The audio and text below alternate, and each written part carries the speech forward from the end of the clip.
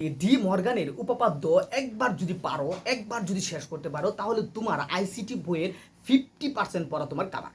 ঠিক আছে, তো আজকের ক্লাসটা তোমার খুবই ইম্পর্টেন্ট। ডি মর্গানের উপপাদ্য দিয়ে কিভাবে আমরা সত্যক সারণী প্রমাণ করতে পারি। তোমরা ডি মর্গানের উপপাদ্য যদি পারো, তাহলে সকল ধরনের সত্যক সারণী তোমরা প্রমাণ করতে পারবা।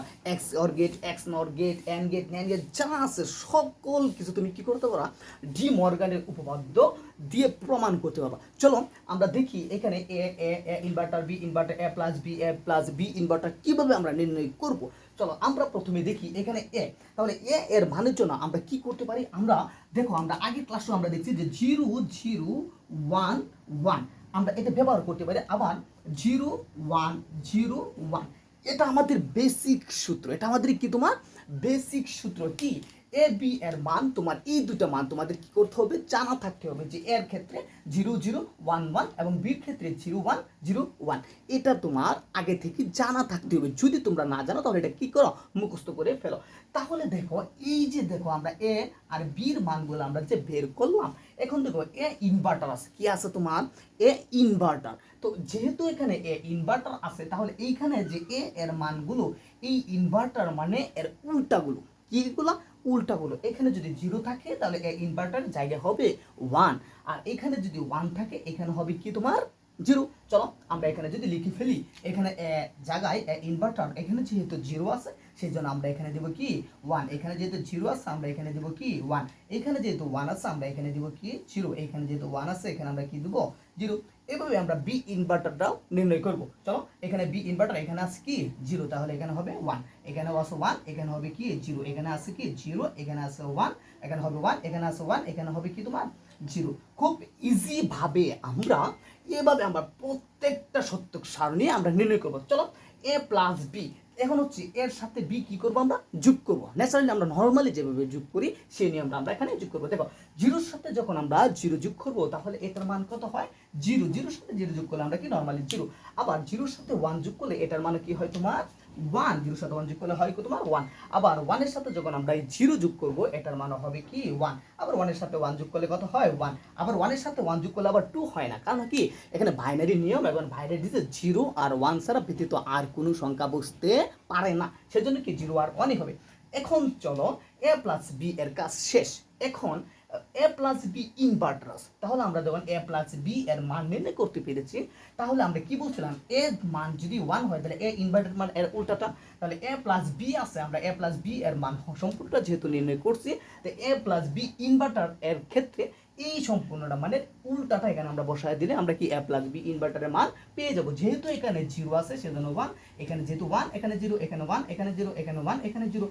কারণ কি এখানে এ প্লাস বি এর উল্টাটা হবে কি যদি ইনভার্টার থাকে। ঠিক আছে, তাহলে এখন দেখো এ আর বি কি আকার আছে, এখানে তোমার গুণ আকার আছে। কি আকার আছে তোমার এখানে গুণ আকার। চলো আমরা এ আর বির সাথে আমরা কি করব, গুণ করব। তাহলে 0-র সাথে 0 যদি আমরা গুণ করি তাহলে 0ই হয়, 0-র সাথে 0 গুণ করলে আমরা কি হয় 0 হয়। আবার 0-র সাথে 1 গুণ করলে কি হবে তোমার 0, কারণ হচ্ছে কি যখন গুণের ক্ষেত্রে 0-র সাথে যার সাথে গুণ করবো তার মানটা কি হয় তোমার 0 হয়ে যায়। ঠিক আছে, তো এখানে দেখো 1-এর সাথে আমরা যখন আবার 0-র সাথে গুণ করব, আবার এটার মান কত 0। আবার এখানে দেখো 1-এর সাথে 1 গুণ করলে কত হয় তোমার 1, 1-এর সাথে 1 গুণ করলে কত হয় 1। এই তো আমরা সবগুলো শিখে ফেলছি।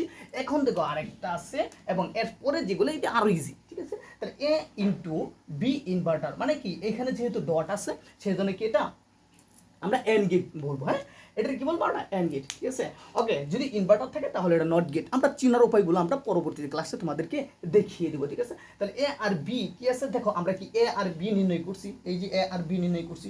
এখন এ আর বির উপর কি আছে তোমার ইনভার্টার, তাহলে কি এটার মানের উল্টাটা কিন্তু এটা, এই যে এ আর বি এর মানের উল্টাটা তোমার কি এখানে এটা। চলো আমরা এ আর বি এর মানের উল্টাটা যদি আমরা এখানে বসাই, তাহলে 0 আছে এখানে কি 1 1 1, এখানে কি হয়ে যাবে তোমার 0, একদম ইজি। এখন তো এ ইনভার্টার প্লাস বি ইনভার্টার, এখানে কি আছে এ ইনভার্টার প্লাস কি বি ইনভার্টার। ঠিক আছে, এখন দেখো আমরা এই যে দেখো এ ইনভার্টার এবং বি ইনভার্টার কি আছে যোগ আকার আছে। তো আমরা এ ইনভার্টার বি ইনভার্টার যদি আমরা যোগ করে ফেলি, তাহলে একের সাথে এক যদি আমরা যোগ করি তাহলে এক একের এক একে 2 হয় না কখনো। আবার একের সাথে যখন আমরা কি করব 0-র সাথে যোগ করব তাহলে এটার মানে কত 1। আবার একের সাথে যখন আবার কি করবো তোমার জিরোর সাথে গুণ করবো, এটার মান কত হয় 1। আবার শূন্যর সাথে যখন আমরা শূন্য যোগ করবো এটার মান কত হয় তোমার 0, শূন্যর সাথে শূন্য গুণ করলে হয় 0। এখন আরেকটি আছে যে এ ইনভার্টার ইনটু বি ইনভার্টার। এখন এই মানটারে আমরা কি করবো, এই মানটারে কি করবো জাস্ট গুণ করে দেবো। দেখো এখানে এ ইনভার্টার বি ইনভার্টার, একের সাথে এক যদি আমরা কি করি, এখন গুণ, আগেটা করছি যোগ এখনটা হচ্ছে গুণ, একের সাথে এক যদি আমরা গুণ করি তাহলে এটার মান কত 1। আবার একের সাথে যে 0 আমরা গুণ করি তাহলে এটার মান কত হয় 0, কারণ গুণ করলে 0-র সাথে যাই গুণ করি তার মান 0। আবার এখানে দেখো 0-র সাথে 1 গুণ করলে এটার মান হবে কি 0। আবার দেখো এখানে 0-র সাথে 1 গুণ করলে 0, আবার 0-র সাথে 0 যে গুণ করে এটার মান কত হয় তোমার একদম 0। তাহলে আমরা ডি মর্গানের উপপাদ্য এভাবে আমরা প্রমাণ করতে পারি। এখন তোমাদের থাকতে পারে দেখো A plus B whole inverter everything, এই ধরনের টেকনিক, এটা হচ্ছে তোমাদের ডি মর্গানের সূত্র দুটি। হ্যাঁ, তো তোমাদের এই যে এই ধরনের নিয়ম দিয়ে তোমাদেরকে অসংখ্য থাকতে পারে, ঠিক আছে। এই ক্লাসগুলো আমরা তোমাদেরকে কি করবো বুঝিয়ে দেবো। সেজন্য আজকে ক্লাসটা হচ্ছে ডি মর্গানের উপপাদ্য কিভাবে নির্ণয় করে ইজিভাবে এটা তোমরা কি করবা ফলো করো, ঠিক আছে। আশা করি তোমরা ডি মর্গানের উপপাদ্য এই নিয়মে তোমরা কি করতে পারবা এসে করে। তোমরা যারা এখনো তোমরা ডি মর্গানের উপপাদ্যটা করতে পারো না, আশা করি এই ক্লাসের পরে ডি মর্গানের উপপাদ্যটা ইজিভাবে করতে পারবা।